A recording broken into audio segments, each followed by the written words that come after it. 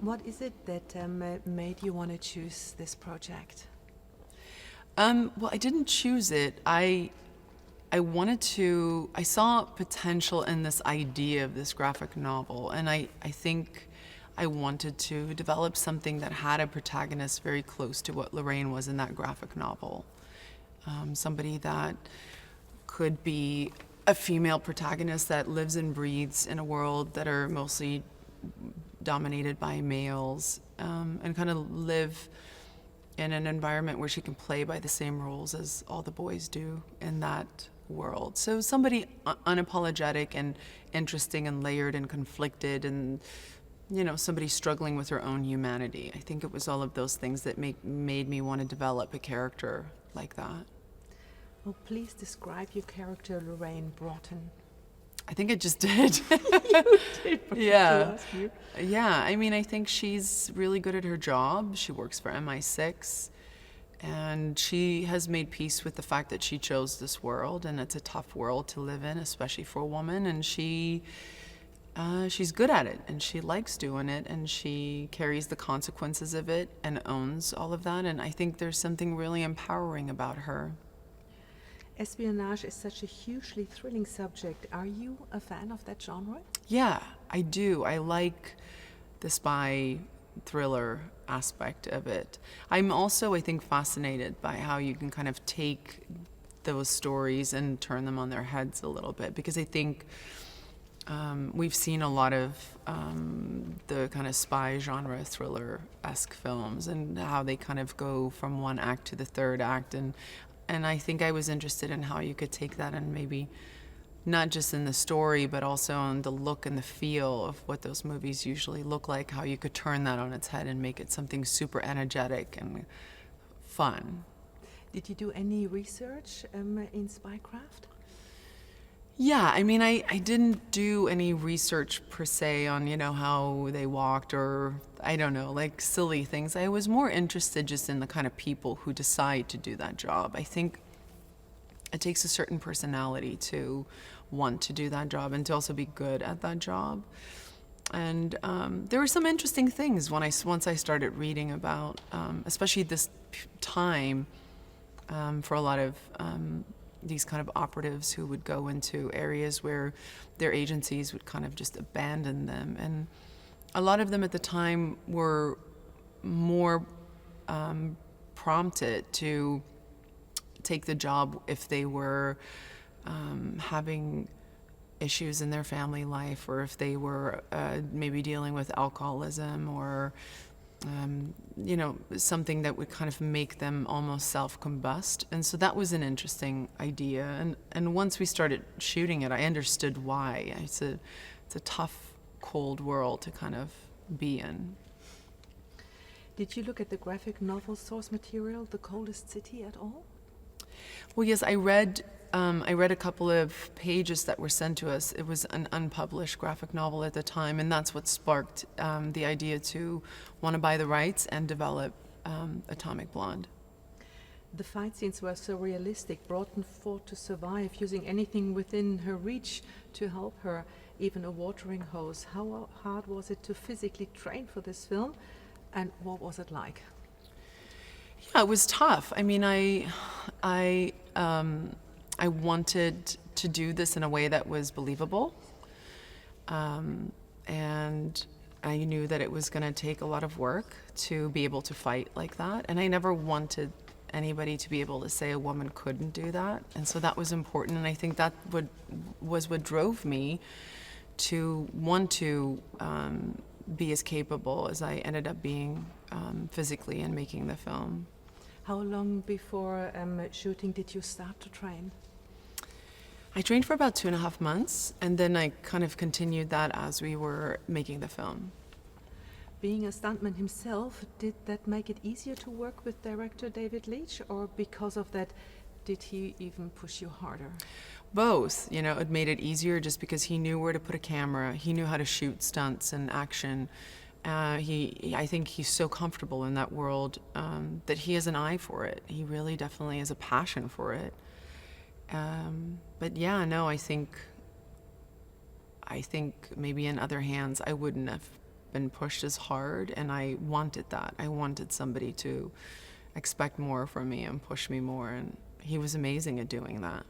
How was working with Sofia Boutella? Just great. I absolutely love her. We were very lucky in finding her because the role of LaSalle was very tricky. It had to be somebody who had a strength about them, but also an incredible vulnerability. And in a way, she had to be completely broken, but yet fully functioning in the story. And that's tough to find somebody who can have that duality. And she has it in spades. She's so beautiful in this film. She sure is. James McAvoy is such a multi-talented actor. Did you enjoy working with him? Yeah, I mean, he was somebody who really pushed me. I mean, just working opposite him is the biggest incentive to want to bring your A game because he's such an incredibly talented actor, and he has a bravery about him. You know, he kind of walked onto the set and he loved wearing sweater vests, and he wanted to push this character to such an extreme that fit this movie so well. And so we were very lucky to have him on this film. Do you have any memories of that momentous occasion when the Berlin Wall fell? I do. I was a youngster in South Africa at the time. I think, that news story was a big one. The political side of it, I think, reflected a lot of places, a lot of countries at the time. But it especially reflected South Africa. This idea of separation was very much what apartheid was about.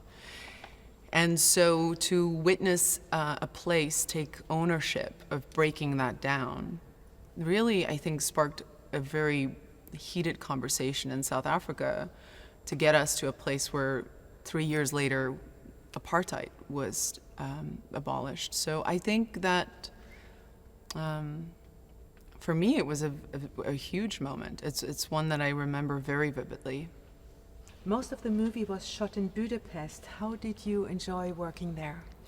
I love Budapest. I kind of backpack traveled through Budapest maybe 10 years before shooting this movie there, just because I've always been fascinated by the country and by the city. So I had experienced it quite extensively, and so going back and working there was really exciting for me. I think it's a really beautiful city. It is. You chose not only to star as the main character in Atomic Blonde, but your production company Denver and Delilah helped to produce the movie. What are the challenges of doing both? Well, I'm not doing it on my own. I have two incredible producers, Beth Kono and AJ Dix, who, this movie could not have been made without the two of them. You can't make a movie like this without two incredible producers. And I put myself in good company. I'm smart like that. I think we all realized there was a lot of potential in this, and I think we are a company and producers who thrive on kind of taking worlds that are somewhat known and turning them on their heads, and creating protagonists, female protagonists that can kind of shine in those worlds. And this movie had all of that for us, and so I think we all worked really hard to get it to the screen, and we're incredibly proud of what we ended up doing. What is it that you like about the production side? I like how collaborative it is, and I like the people that I get to work with. And I think that I've never been an actor that likes acting just because of being an actor. I think I like being an actor because I like making films, and I like the bigger picture of it, not just this kind of insular world of sitting in your trailer and then showing up and doing your lines. I'm interested in the logistics of making an entire film, and I think that's where my interest in wanting to produce more and develop more stuff came from. Now, the soundtrack of the movie is pretty incredible. Do you like the music of the 80s? And yes. Any favorite stars? I do. For me, that whole period is super nostalgic just because I grew up during that era. And so a lot of it for me is just such a reminder of, very vivid memories. Being a young adolescent in my room, listening to mixtapes of New Order and Depeche Mode, and Nina, I mean, that was a song that I at 8 just listened on repeat the entire time in my room. I think I drove my mother crazy. Being one of the most celebrated actresses of our time, winning an Oscar, a Golden Globe, and numerous other awards, what is the secret to your success? Oof, if there was a secret, I would want to know it too. If anybody has it, please give it to me.